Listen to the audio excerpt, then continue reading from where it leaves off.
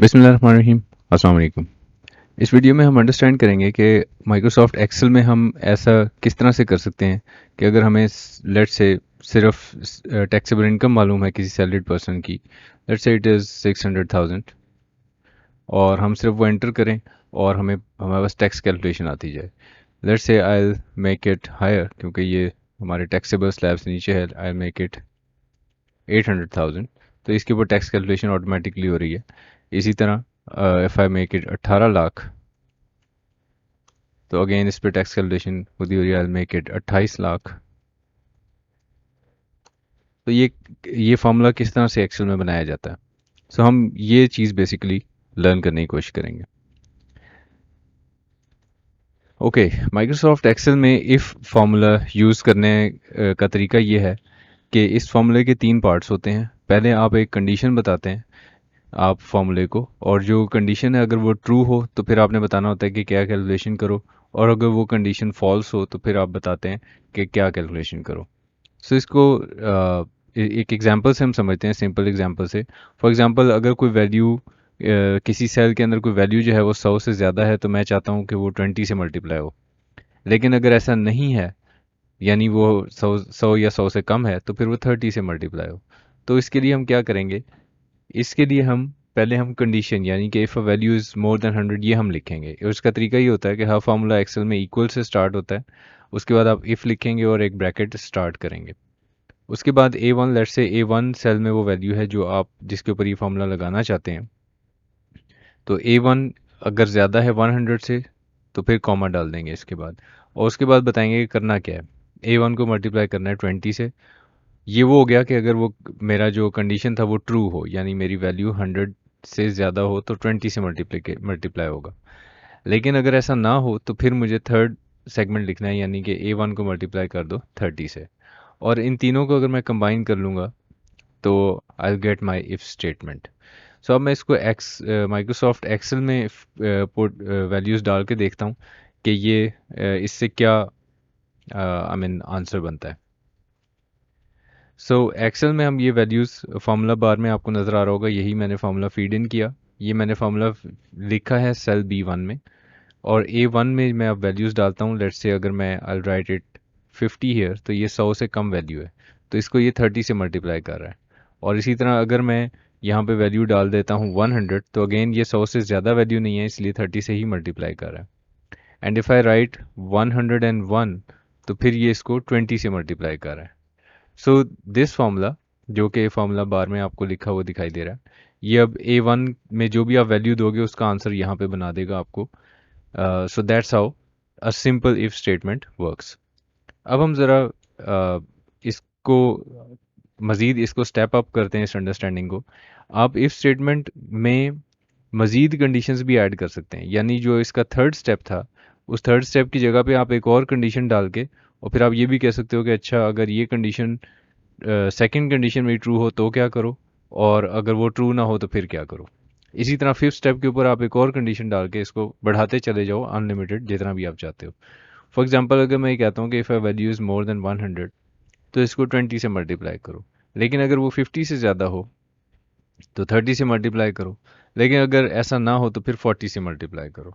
इसका मतलब मैंने दो कंडीशंस डाल दिए हैं, और इन कंडीशंस को इसी तरह मैं, जैसे मैंने पहले लिखा था, मैं उसी तरह यहाँ पे उन कंडीशंस को लिख लेता हूँ। कंडीशन को मैंने इफ़ के साथ लिखना होता है, इफ़ के बाद एक ब्रैकेट डालना ज़रूरी है। कंडीशन लिखने के बाद आप कॉमा देते हैं, और कॉमा देने के बाद आपको बताना होता है कि क्या करना है, उसको किस चीज़ से मल्टीप्लाई करना है, किसके साथ ऐड करना है, what calculation I want if my condition is true. So इनको अगर हम मिला लेते हैं, so you get to a statement. और इस स्टेटमेंट को अब हम अपनी एक्सेल की शीट में फीड इन करके देखते हैं कि क्या बनता है। सो सो अब फॉर्मूला बार में आपको नज़र आ रहा है कि हमने कुछ वैल्यूज़ लिखी। Let's say I mention A1 में मैं मेंशन कर रहा हूँ 10 वैल्यू, तो इसको इसने 40 से मल्टीप्लाई कर दिया। अगर मैं लिख रहा हूँ 50 लेट्स से वैल्यू, तो इसने इसको अगेन 40 से ही मल्टीप्लाई किया है। व्हेन आई राइट 51, तो ये 50 से ऊपर हो गया, अब ये इसको 30 से मल्टीप्लाई कर रहा है। इफ़ आई राइट 90, तो अगेन इसको 30 से मल्टीप्लाई कर रहा है। If I right 99, again it is multiplied by 30। Even when I write 100, it is multiplied by 30, and when I write 101, it is multiplied by 20. ठीक है, so that's how the formula is working. So ये formula हमने formula बार में लिखा. और अगर 50 से कम value है, लेट्स से मैं अगर 20 लिख देता हूँ, तो ये इसको 40 से मल्टीप्लाई कर रहा है. ओके, अब ये बेसिक अंडरस्टैंडिंग जब हमें मिल गई, तो अब हम ज़रा अपने टैक्स के जो स्लैब्स हैं उस पर देखते हैं हम इसके ऊपर कैसे काम कर सकते हैं.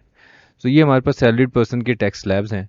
We'll start from the highest slab जो कि 12th स्लैब है.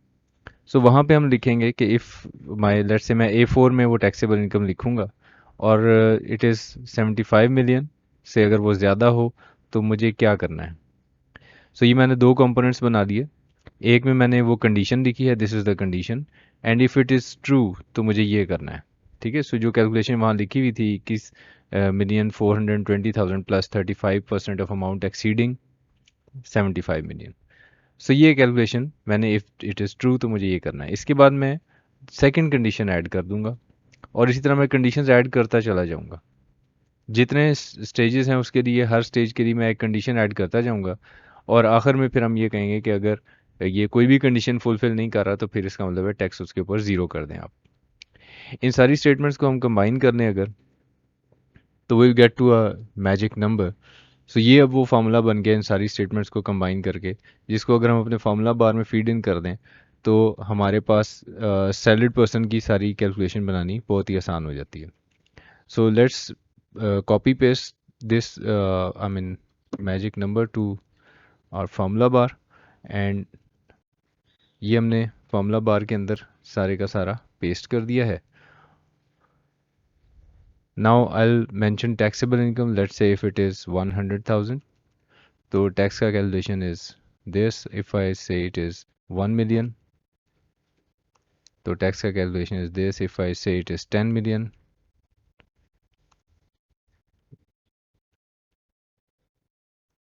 सो ये अब ये बिल्कुल एग्जैक्ट कैलकुलेशन है. अगर आपके पास डिफरेंट मल्टीपल एम्प्लॉयज़ हैं जिनकी मुख्तलिफ तनख्वाहें हैं आपके ऑर्गेनाइजेशन में, और आप ये चाहते हो कि मैं आसानी से टैक्स की वर्किंग बना लूँ, इन टैक्सेबल इनकम के ऊपर टैक्स कैलकुलेट कर लूँ, तो आपको एक दफ़ा ये फार्मूला क्रिएट करने के बाद इसको सिंपली कॉपी पेस्ट करना है, Ctrl+C, and you will Ctrl+V paste the formula, and you will get to कि हर बंदे का कितना कितना इन टैक्स स्लैब्स को फॉलो करते हुए टैक्स बनता है. So it's very easy to finalise tax working in an organisation जहां आपको मल्टीपल टैक्स कैलकुलेशंस बनानी होती है. So I hope you find it informative. Thanks for watching. Take care. अल्लाह हाफिज़.